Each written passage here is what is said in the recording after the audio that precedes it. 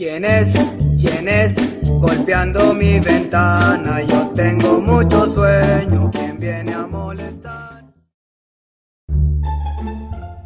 Pero Iván, ¿cómo vas a hacer? Ya es re tarde y mañana tenemos que levantarnos temprano para grabar más videos. Quédate tranquilo, yo tengo la solución.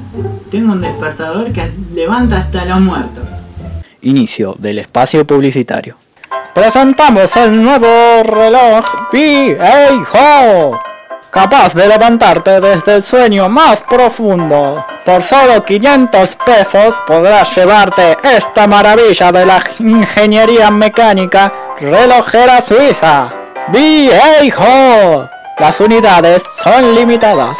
Fin del espacio publicitario.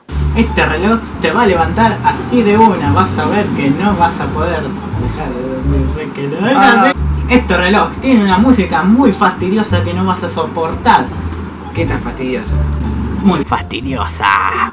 No. Bueno, pero ponerla más alta si la escucho. Bueno, me voy a dormir. Acá te dejo la alarma, Ahora sí, me voy a dormir.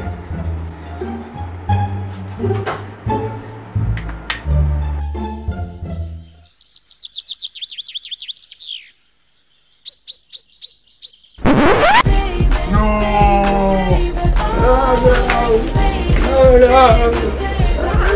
Uy, ¿quién deja un reloj en el piso? La alarma. Oh, qué fea que me dio buscar la alarma esa. ¿Cómo me voy a tirar a dormir?